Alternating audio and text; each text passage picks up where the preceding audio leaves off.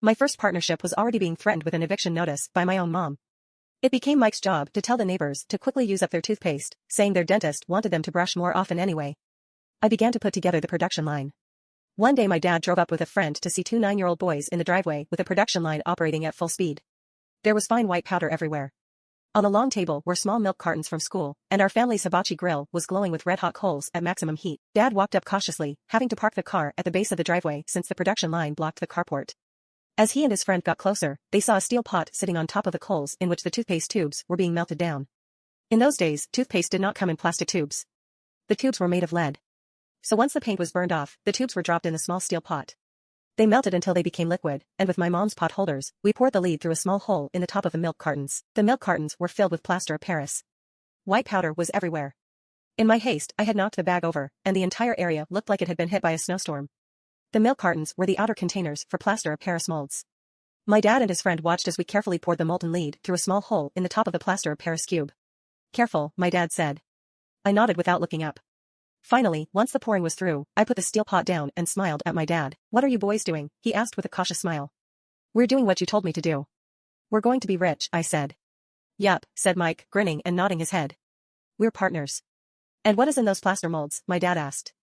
"Watch," I said. "This should be a good batch." With a small hammer, I tapped at the seal that divided the cube in half. Cautiously, I pulled up the top half of the plaster mold and a lead nickel fell out. "Oh, no," my dad exclaimed. "You're casting nickels out of lead." "That's right," Mike said. "We're doing as you told us to do. We're making money." My dad's friend turned and burst into laughter. My dad smiled and shook his head. Along with a fire and a box of spent toothpaste tubes, in front of him were two little boys covered with white dust smiling from ear to ear. He asked us to put everything down and sit with him on the front step of our house. With a smile, he gently explained what the word counterfeiting meant. Our dreams were dashed. "You mean this is illegal?" asked Mike in a quivering voice. "Rich dad, poor dad 13, let them go," my dad's friend said. "They might be developing a natural talent." My dad glared at him. "Yes, it is illegal," my dad said gently. "But you boys have shown great creativity and original thought. Keep going. I'm really proud of you."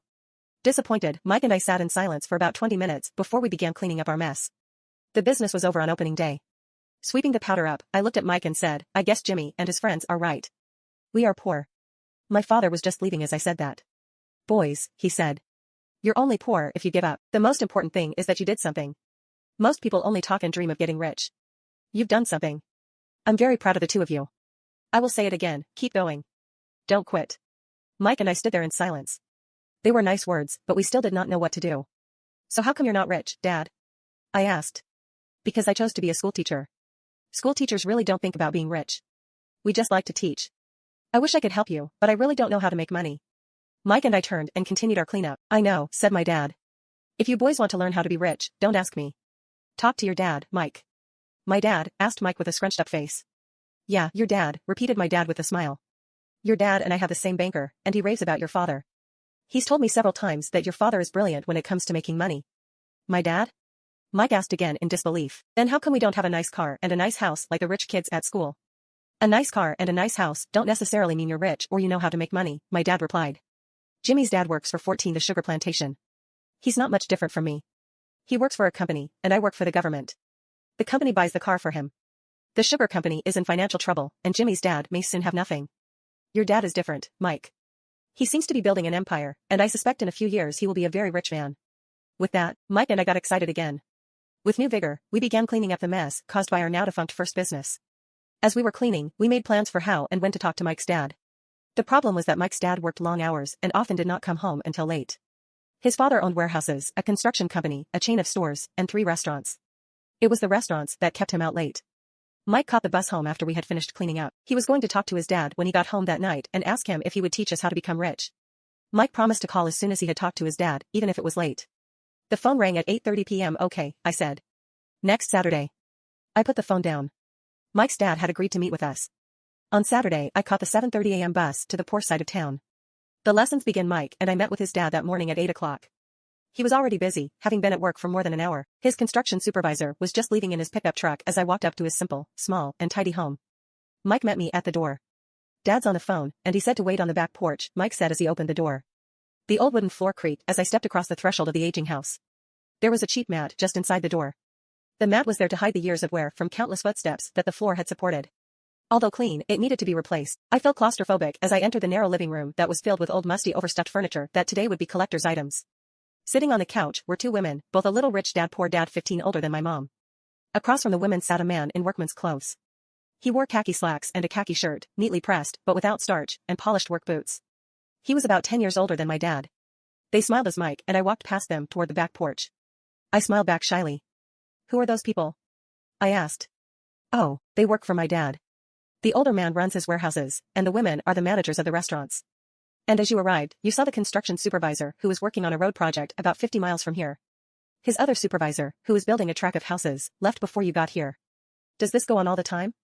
I asked. Not always, but quite often, said Mike, smiling as he pulled up a chair to sit down next to me. I asked my dad if he would teach us to make money, Mike said. Oh, and what did he say to that? I asked with cautious curiosity. Well, he had a funny look on his face at first, and then he said he would make us an offer. Oh, I said, rocking my chair back against the wall. I sat there perched on two rear legs of the chair. Mike did the same thing. Do you know what the offer is? I asked. No, but we'll soon find out. Suddenly, Mike's dad burst through the rickety screen door and onto the porch. Mike and I jumped to our feet, not out of respect, but because we were startled. Ready, boys? He asked as he pulled up a chair to sit down with us. We nodded our heads as we pulled our chairs away from the wall to sit in front of him. He was a big man, about 6 feet tall and 200 pounds. My dad was taller, about the same weight, and 5 years older than Mike's dad. They sort of looked alike, though not of the same ethnic makeup. Maybe their energy was similar. 16, Mike says you want to learn to make money? Is that correct, Robert? I nodded my head quickly, but with a little trepidation. He had a lot of power behind his words and smile.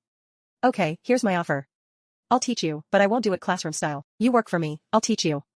You don't work for me, I won't teach you. I can teach you faster if you work, and I'm wasting my time if you just want to sit and listen like you do in school. That's my offer. Take it or leave it. May I ask a question first? I asked. No. Take it or leave it. I've got too much work to do to waste my time. If you can't make up your mind decisively, then you'll never learn to make money anyway. Opportunities come and go. Being able to know when to make quick decisions is an important skill. You have the opportunity that you asked for. School is beginning, or it's over in 10 seconds, Mike's dad said with a teasing smile. Take it, I said. Take it, said Mike. Good, said Mike's dad. Mrs. Martin will be by in 10 minutes. After I'm through with her, you'll ride with her to my superette and you can begin working. I'll pay you 10 cents an hour, and you'll work 3 hours every Saturday. But I have a softball game today, I said. Mike's dad lowered his voice to a stern tone. Take it, or leave it, he said. I'll take it, I replied, choosing to work and learn instead of playing. 30 cents later, by 9 a.m. that day, Mike and I were working for Mrs. Martin. She was a kind and patient woman.